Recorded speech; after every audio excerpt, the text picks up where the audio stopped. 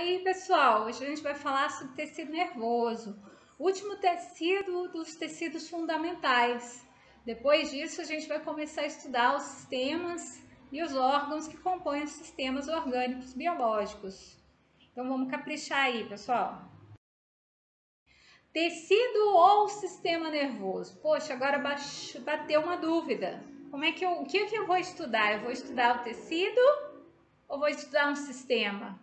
A gente vai estudar nessa aula tecidos que reunidos formam sistema nervoso central, sistema nervoso autônomo e sistema nervoso periférico. E quais os componentes do tecido nervoso? Nós temos células altamente especializadas e que nós vamos conhecê-las, cada uma delas com seus nomes e suas especializações e suas características morfológicas, e uma matriz neuronal, que nada mais é que uma matriz extracelular que suporta, que nutre, que sustenta essas células, que permite a movimentação e a comunicação entre essas células. Não tem nada de novo com relação à matriz extracelular, a não ser o fato de que, através da matriz neuronal, acontecem os eventos fisiológicos do tecido nervoso. Quais são as células que compõem o tecido nervoso? Vamos conhecer agora apenas as células. Neurônio. Quem é o neurônio? O neurônio é a principal célula do tecido nervoso. Pelo menos é aquela que todo mundo conhece, que todo mundo já ouviu falar. São células responsáveis pela transmissão dos impulsos nervosos. Olha só que interessante. Na imagem à direita, a gente tem um corte histológico preparado através da coloração de hematoxilina e eosina. Essas células maiores são os neurônios. Mas vejam que a gente não consegue ver o neurônio na sua totalidade num corte. Lembra daquela aula de face de corte? Pois é, gente. Se eu pego um negócio que é torto e eu faço um corte plano, eu nunca vou ver ele inteiro, vou ver só um pedaço dele, né? A mesma coisa vale para o neurônio. Ele não é uma célula reta que vai ficar retinha ali para você pegar o corte e a totalidade dele. Você vai pegar só um pedaço, porque ele é todo tortuoso.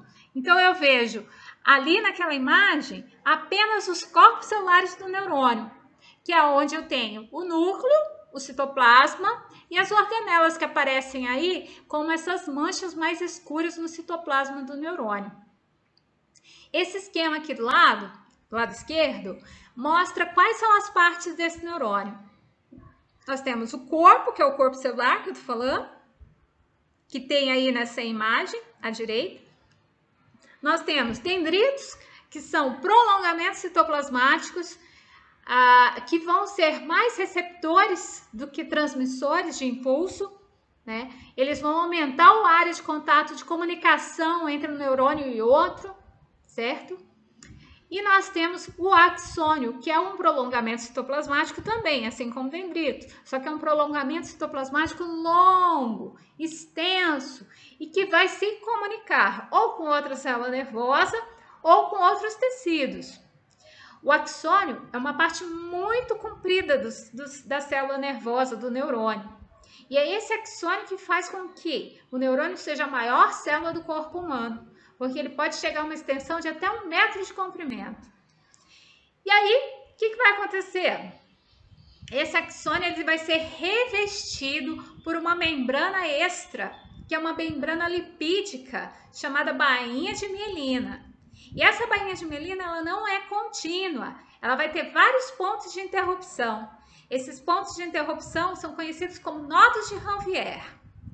E aí, esse axônio, ele pode bifurcar, ele pode ser único, enfim, ele vai terminar em outra célula, que pode ser outra célula nervosa ou outra célula de outro tecido.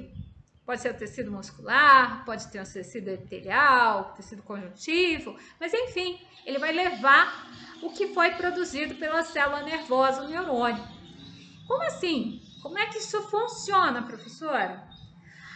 As organelas que estão lá no corpo celular do neurônio vão produzir várias vesículas proteicas na sua maioria, Essas vesículas repletas de substâncias que vão levar do corpo celular do neurônio até a sua extensão maior, que pode ser entre do final dos dendritos ou ao final do axônio. Se ela for transmitida através do axônio, o que vai acontecer? Vai ter um monte de bolinha, um monte de vesícula andando por dentro do neurônio. Cada vez que essas vesículas batem nas membranas do axônio, elas vão produzindo uma despolarização de membrana. Essa despolarização de membrana gera um impulso elétrico. E esse impulso elétrico vai sendo levado junto com as vesículas até o final, a célula que vai receber essa transmissão. E aí, o impulso nervoso é isso aí, gente. Duas coisas. É a substância que está sendo produzida no neurônio, que precisa ser levado para outra célula, e o impulso nervoso que é gerado pela despolarização da membrana cada vez que essas vesículas batem nessa membrana. Papel da bainha de mielina e dos nódulos de Ranvier, fazer com que essa despolarização de membrana, fazer com que esse impulso elétrico seja transmitido de forma mais rápida e mais eficiente. Os neurônios, gente, vocês vão ver de vários tipos, vários tamanhos. Existem neurônios motores, existem neurônios cognitivos, existem vários tipos. E isso se reflete na morfologia. Eu tenho neurônios com vários dendritos e apenas um axônio, vários axônios, poucos dendritos. E aí existe uma classificação enorme para esses neurônios, que eles podem ser unipolares, bipolares, multipolares. Isso depende da quantidade de axônios que ele tem. Mas o importante também é a gente entender que esses axônios vão sempre ligar uma célula nervosa a outra ou uma célula nervosa a qualquer outra célula que precise receber esse estímulo nervoso que está sendo produzido pelo neurônio. Essa conexão entre os neurônios ou entre o neurônio e a célula que vai receber esse estímulo, seja ela qual for, ele recebe o nome de sinapse. E essa sinapse é o local onde aquele estímulo nervoso que foi produzido pelo neurônio, seja aquela vesícula proteica que estava vindo dentro do axônio, batendo nas membranas e tal, gerou uma despolarização de membrana, essa despolarização de membrana gerou um impulso elétrico.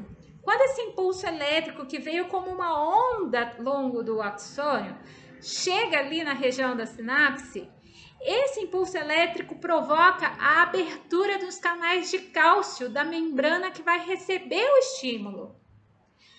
Esses canais de cálcio sendo abertos, aquelas vesículas que estão dentro do axônio vão se abrir. E aí, aquela substância que foi produzida pelo neurônio, que é um sinal, vai cair dentro desse espaço que existe entre o axônio e a célula que vai receber o estímulo. Esse espaço é a fenda sináptica. E aí as substâncias caem ali e elas são sugadas para dentro desses canais de cálcio. E aí, pronto, passou. O estímulo chegou do neurônio para a célula que precisa receber esse estímulo. Outro tipo de célula nervosa, o astrócito, os astrócitos, né? Olha aqui a imagem, esse esquema que está à esquerda e abaixo. Como que é que esse astrócito está se comportando? É uma célula nervosa, né? Uma célula glial.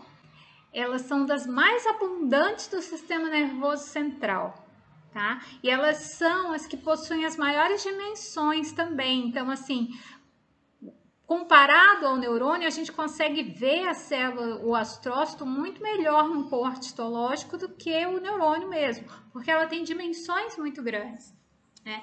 Ela leva esse nome por causa do formato, astro, né, estrela, que ela parece uma estrela, né?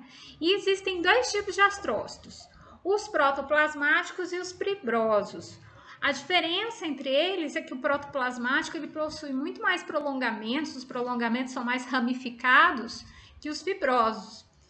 E os protoplasmáticos eles estão, na sua grande maioria, no sistema nervoso central. Os astrócitos fibrosos estão mais localizados na parte mais da substância branca, a parte mais periférica desse sistema nervoso central. Mais para frente a gente vai ver essas diferenças entre regiões do sistema nervoso central e aí fica mais fácil de entender onde é que os astrócitos ficam mais ou menos localizados. O importante é vocês perceberem, tanto aqui nessa imagem histológica que está à direita, como no esquema que está à esquerda, que o astrócito está ligado a células nervosas, a prolongamentos de neurônios, como por exemplo esses que estão aí com bainha de mielina, a prolongamentos de axônios, e eles estão também ligados a vasos sanguíneos. Então, fazendo uma comparação mais simplista, para ficar mais fácil de entender, o astrócito ele funciona como o porteiro do prédio. Ele identifica o que está chegando, no caso do sistema nervoso, o que está chegando através da circulação sanguínea, ele identifica e ele faz a liberação dessa substância para dentro do tecido nervoso, ou seja, é o astrócito que vai fazer a condução de nutrientes, de oxigênio e também de medicamentos da circulação sanguínea para as células do tecido nervoso, principalmente para os neurônios. Os oligodendrócitos e as células de Schwann são também células que ajudam na composição e no funcionamento do tecido nervoso. Oligodendrócitos são responsáveis pela formação, pela manutenção da bainha de mielina, dos axônios no sistema nervoso central. Essa imagem mostra bem, eu tenho aí duas imagens, eu não tenho uma histológica para mostrar para vocês, mas eu tenho duas imagens bem interessantes. Um esquema e uma projeção através do computador para a gente poder entender como que esses astrócitos se comportam. Eles são os responsáveis pela formação da bainha de mielina, então eles estão conectados entre bainhas de mielinas. Aqui nessa imagem em preta a gente vê dois neurônios conectados através de oligodendrócitos. Então, eles produzem a bainha de mielina e eles vão mantendo essa bainha de mielina sempre ali pronta, funcional, porque isso precisa ser reposto, né? Então, a célula de Schwann também vai fazer a mesma função, só que ela está fora do sistema nervoso central, ela está no sistema nervoso periférico. As micróglias, elas são células do sistema imunológico, elas estão residentes no sistema nervoso central e elas têm uma função de fazer fagocitose. Quem já fez imuno sabe o que é fagocitose, é quando a célula recolhe o lixo, literalmente, a micróglia é a moça da limpeza do sistema nervoso central. Ele vai pegando tudo que é resíduo metabólico, célula morta, restos celulares. Ele vai fagocitando, ou seja, vai pegando do tecido nervoso, vai colocando para dentro de si e vai reduzindo isso através de enzimas que fazem essa redução química desses resíduos no interior da micróglia. Vejam essa imagem à direita, um corte histológico que mostra essas micróglias. Elas têm um núcleo, um corpo celular bem arredondado, bem denso, bem escurecido e vários prolongamentos citoplasmáticos. Esses prolongamentos citoplasmáticos aumentam a área de contato da micróglia com o tecido nervoso, fazendo com que essa fagocitose seja mais eficiente. Por fim, células ependimárias.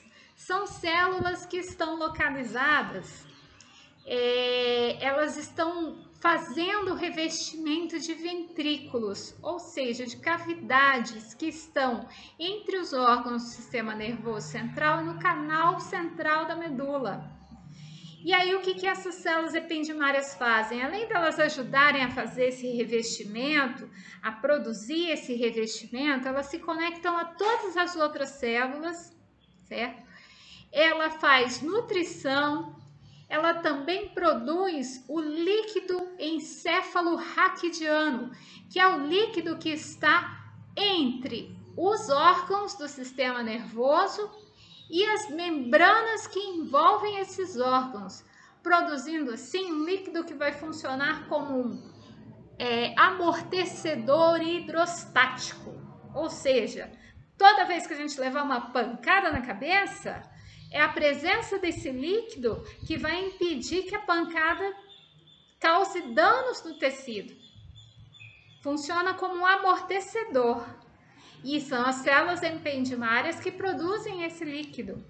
Esse líquido também vai ser responsável pelas defesas imunológicas, impedir que antígenos, vírus, bactérias, fungos penetrem no tecido nervoso. Funciona como uma forma de proteção, tanto mecânica como através de células e substâncias do sistema imunológico. As células ependimárias produzem esse líquido, então. Bom, paradinha agora de falar das células que compõem do sistema nervoso, para falar das substâncias que são produzidas pelos neurônios. Lembra que eu falei que o neurônio produz várias substâncias? São transmitidas de um neurônio ao outro e que às vezes são transmitidas do neurônio para outras células, outros tecidos, como por exemplo o tecido muscular que precisa ser movimentado. Essa substância é produzida pelo neurônio, neurotransmissor. E o que é um neurotransmissor? Ou os neurotransmissores? São substâncias químicas produzidas pelos neurônios com a função de sinalização. Ou seja, tudo que o neurônio quiser falar para outra célula, ele vai falar através desses neurotransmissores. Por meio delas, é possível enviar informação a outras células. Eles podem também estimular a continuidade de um impulso ou efetuar a reação final no órgão ou no músculo-alvo. Então, o sinalzinho que vai andar vai ser produzido no neurônio, vai andar pelo axônio e vai chegar na célula receptora é um neurotransmissor. Aqui uma tabelinha que sintetiza alguns neurotransmissores. Não são todos, hein, galera? Somente alguns. Vejam aqui, no centro o nome do neurotransmissor, à direita o efeito dele na sua vida e à esquerda o hábito que pode estimular a produção desse neurotransmissor. Isso aqui é aquele tipo de informação que vale mais para a vida do que para a disciplina de histologia, mas que ajuda muito vocês a entender um pouco como é que funciona. Pô, eu tenho produção, por exemplo, de serotonina. Serotonina todo mundo conhece, todo mundo já ouviu falar, né? Ele reduz maus hábitos, aumenta a capacidade de decisão. Ah, mas como é que eu vou produzir serotonina, professora? Ah, eu vou ser otimista, eu vou tomar um pouco de sol, eu vou ficar bem, né? Então aí para vocês, vários neurotransmissores para ajudar a entender como é que funciona. Vamos falar agora de novo de histologia, vamos voltar. Sistema nervoso central. Vamos falar sobre o sistema nervoso central somente agora. Já estamos entrando em órgãos e sistemas. Vamos ver os tecidos que compõem esse sistema, mas já estamos vendo o sistema. O sistema nervoso central é formado por cérebro, cerebelo e medula. Ligando esses órgãos, nós temos o tronco encefálico. O cérebro, ele está relacionado com a inteligência, linguagem, consciência, memória, entre outras diversas funções. Além disso, ele é capaz de processar informações dos sentidos juntamente a outras estruturas do encéfalo. Quando eu falo encéfalo, eu estou falando em toda a estrutura da caixa craniana. Iniciar movimentos e influenciar o comportamento emocional. Tudo isso acontece dentro do nosso cérebro. Veja essa imagem que está acima e à direita, é uma imagem anatômica, um preparado anatômico. Nós temos O cérebro, mais acima, que está aí evidenciado nesse desenho todo colorido aqui embaixo, tá? E aí a gente vai ter cerebelo, tronco encefálico e medula logo em sequência.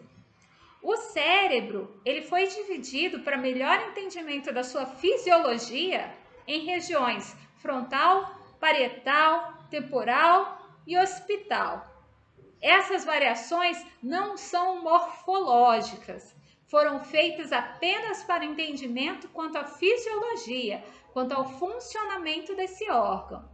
A mesma coisa, se eu pegar o encéfalo, pegar o cérebro, virar ele e olhar ele por baixo, tá? Se eu olho ele por baixo, eu vejo os lobos frontais aos pares, os lobos temporais aos pares, a ponte, que também é o tronco encefálico, tá? São sinônimos, e o cerebelo mais abaixo. Olha só, pessoal, aqui eu tenho um corte, primeiro um corte anatômico à esquerda e um corte histológico à direita. Nesse corte anatômico, eu peguei o cérebro, virei ele e cortei ao meio. Você vê que tem uma diferença de tonalidade. Tem uma parte mais clara no centro, uma parte mais escura voltada mais para a periferia, né? Isso aí é o que a gente chama de massa cinzenta e massa branca, tá? A parte mais escura é a massa cinzenta, a parte mais clara é a massa branca. E por que fica mais escuro e fica mais claro? Na histologia a gente entende esse porquê. A parte mais escura é a parte que tem a maior concentração. Não é que vai ter só isso, tá? Mas vai ter uma maior concentração de corpos celulares de neurônio. E a parte da substância branca vai ter uma maior concentração de axônios, com as suas respectivas bainhas de mielina. Então, quando a gente olha a imagem histológica, que está à direita, o que eu vejo na parte da substância cinzenta são corpos celulares de neurônio grandes, bem escurecidos. Tem as outras células do sistema nervoso também, tem oligodendrócito, tem micróglia, tem tudo. Mas quando eu olho a substância cinzenta, eu vejo, tem algum corpo celular de neurônio, mas é pouca coisa. A maioria das coisas que eu vejo na substância branca, na massa branca, é axônio. Então eu vejo esse núcleo, esse centro aí que é mais escurinho e uma borda branca, né? Várias estruturas circulares com uma borda branca. Essa estrutura circular, com borda branca, é o axônio cortado bem no meio, aquele corte transversal, lembra? Pois é. Por que aparece branco, professora? Porque lembra do preparo histológico? A gente usa álcool para desidratar as amostras. Então, quer dizer que esse álcool, ele tira todo o lipídio dali. Então, o que a gente está vendo de branco ali, não é o lipídio, é o espaço que era ocupado pelo lipídio da bainha de mielina. Então, a gente vê toda essa parte da massa branca muito mais claro e a parte da substância cinzenta, da massa cinzenta, muito mais escuro. Tem muito mais corpo celular de célula do que na parte da massa branca. Aí, ó, rapidinho, para quem tiver curiosidade das várias funções do cérebro. E elas foram classificadas fisiologicamente em regiões diferentes do nosso cérebro. É mais em título de curiosidade, porque histologicamente a gente não consegue ver nenhuma dessas diferenças de função.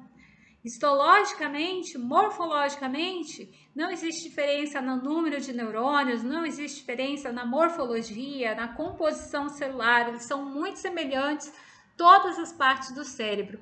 Mas fisiologicamente já foi comprovado que elas têm funções diferentes. Essa é uma sugestão, não é para todo mundo, mas é para o pessoal que vai fazer licenciatura, que faz licenciatura. Isso aqui é uma atividade muito legal para fazer. Se eu estivesse presencialmente com vocês, eu faria, que é a gente conhecer as partes do cérebro, observando o cérebro do colega, né? Esse capacete aqui, ele pode ser impresso num papel sulfite, recortado, colado as partes, né? E colocado na cabeça de alguém, eu consigo ver as várias partes do cérebro, né? A composição e até alguns desenhos ali que mostram as funções dessas partes, né? Então, esse PDF dessa atividade aí do cérebro, eu vou colocar lá no AVA à disposição do pessoal que faz licenciatura, como uma atividade que vocês podem propor para trabalhar sobre a estrutura e a função do cérebro. O cerebelo, ele é o órgão pequenininho que está ali, ó, na base, atrás do cérebro. Ele está aqui na nossa nuca, bem aqui na parte da nossa, um pouco mais acima da nossa nuca, né? É um órgão pequeno do ser humano. Existem animais que têm o cerebelo bem grande, bem desenvolvido. Ele tem muitas voltinhas. Até eu esqueci de falar, no cérebro eu falo agora, né? Vocês veem que tem essas dobrinhas na superfície do cérebro e que tem muito mais dobrinha na superfície do cerebelo? Essas dobrinhas são chamadas de giros na anatomia, né? E quanto mais giros tem, mais capacidade cerebelar, né, capacidade neuronal esse indivíduo tem dentro do processo evolutivo entre os animais. E aí o que acontece? A natureza sabiamente deu um jeito de diminuir o tamanho dessa massa encefálica, dessa massa cerebelar, fazendo essas várias voltas. É como se você pegasse um papel e para diminuir o tamanho do papel, você amassa ele, né? E aí ele cabe em qualquer lugar. Mesma coisa para o cérebro, para o cerebelo. E olha só, esse cérebro, se eu pegar esse cerebelo e fazer um corte histológico, o que eu vou ver é mais ou menos isso aqui. Parece uma árvore, né? Uma parte central e uma parte periférica. Se a gente pegar esse cerebelo e olhar mais especificamente ainda nessa parte da ramificação, olhar num aumento maior na histologia, isso é um preparado em hematoxilina eosina, a gente vai ver que existem vários neurônios de formatos diferentes. Eles vão dando nomes diferentes às regiões do cerebelo, como uma camada molecular mais externa, que é de neurônios motores, neurônios pequenos. Essa linha de neurônios muito grandes, que tem corpos celulares muito grandes, que são chamados células de Purkinje, formam uma camada de células ali, elas são muito ligadas à função do equilíbrio, a nossa capacidade de se manter em pé, de correr, de andar. Para alguns animais, como por exemplo as aves, as células de Purkinje são ainda maiores, porque vai desencadear a capacidade de voar, né? São as células relacionadas ao equilíbrio. Essa camada granulosa, cheia de corpos celulares de neurônio, também estão ali organizados na função de dar movimento e equilíbrio ao organismo. E por dentro, a substância branca. Lembra o que é a substância branca? Acúmulo maior de axônios, desses neurônios que estão organizados aí em camadas bem distintas dentro do cerebelo. Por fim, a medula espinhal, órgão do sistema nervoso central, né? Ela passa por dentro da coluna vertebral, formada por um tecido nervoso que passa dentro da coluna vertebral, né? Ela vai transmitir os impulsos que vêm do cérebro, do cerebelo, para os nervos e para os gânglios do nosso corpo. Essa medula espinhal, quando cortada no corte transversal, é essa imagem que vocês têm aí abaixo e à esquerda. Ela tem uma estrutura no centro, que é um canal. Esse canal é repleto de líquido encéfalo-raquidiano. Esse líquido promove uma tensão hidrostática para a medula espinhal, né? E os corpos celulares de neurônio, eles vão se organizar, concentrar no centro da medula espinhal, formando essa estrutura mais escurecida, que quando você observa assim parece uma borboleta, né? Essa estrutura mais central é o que a gente chama de substância cinzenta, porque tem mais corpo celular de neurônio. E a substância branca, a massa branca, é a parte mais externa e mais clara, tá? Vejam nessa imagem aqui, aqui do meio, que está numa hematoxilina eosina. Eu tenho o canal central, ele é revestido pelas células ependimares. Eu tenho a substância cinzenta ou massa cinzenta, são sinônimos. Muito mais corpo celular de neurônio nessa parte cinzenta. E a parte branca que fica por fora, a massa branca ou substância branca, que é uma concentração maior de axônios. Vou falar um pouco sobre meninges. O que são as meninges? São membranas conjuntivas, membranas de tecido conjuntivo que ficam em contato com o sistema nervoso central, revestindo, protegendo o cérebro, o cerebelo e a medula. Essas membranas conjuntivas, denominadas meninges, ficam em contato com os órgãos do sistema nervoso central e fazem uma proteção junto às estruturas ósseas do crânio e da coluna vertebral. Essas meninges, elas são 3 camadas. Uma ligada, conectada aos órgãos do tecido nervoso, do sistema nervoso, que é a pia mater. Outra ligada às estruturas ósseas do crânio e da coluna vertebral, que é a dura mater, e uma terceira que fica entre essas 2 membranas conjuntivas, que é a aracnoide. Entre a aracnoide e a pia mater, existe uma rede de fibras que fazem essa conexão.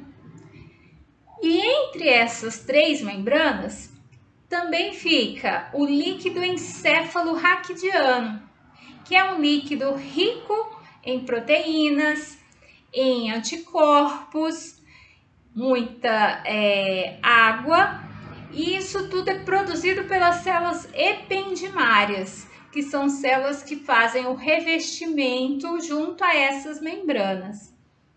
E aí, esse conteúdo líquido junto a essas membranas forma uma espécie de amortecedor hidrostático.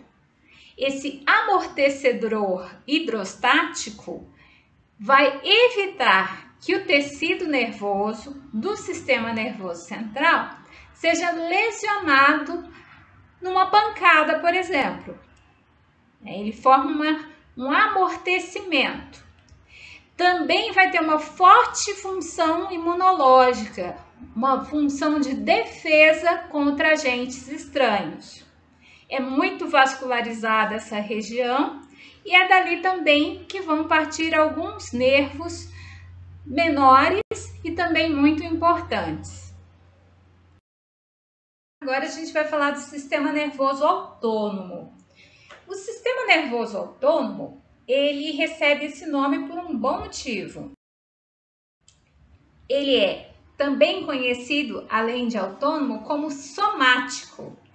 Também conhecido como sistema neurovegetativo ou visceral. Por que será que ele recebe esses nomes?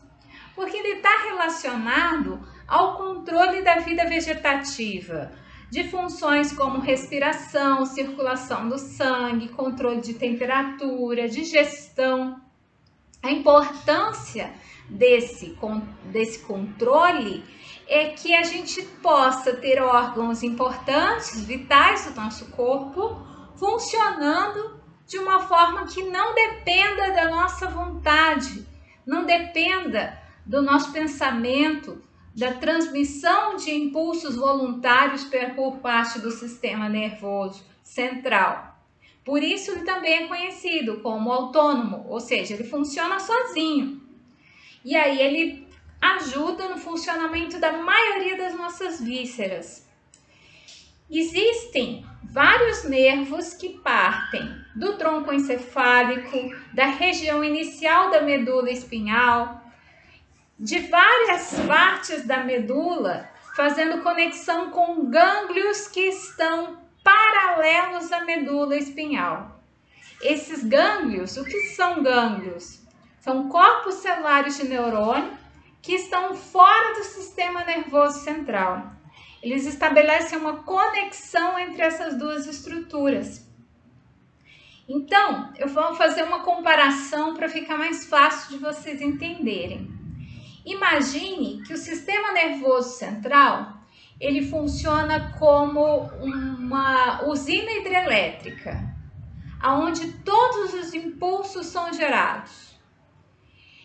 E os órgãos, né, as nossas vísceras, são as nossas casas. Então, essa energia precisa sair da usina hidrelétrica e chegar até a nossa casa. Mas se ela chegar na força com a qual ela é produzida, ela vai acabar destruindo toda a nossa estrutura elétrica, porque é uma força muito grande. E aí, na nossa casa, na nossa rua, o que tem que transforma essa energia que vem da usina hidrelétrica numa energia que é possível de ser utilizada na minha casa? A gente tem os transformadores que ficam lá, né, no poste da nossa rua, reduzindo a carga elétrica que está chegando na nossa casa. O sistema nervoso autônomo funciona de uma forma muito parecida. Ele controla, direciona, ele faz com que os nossos órgãos vitais funcionem de uma forma equilibrada.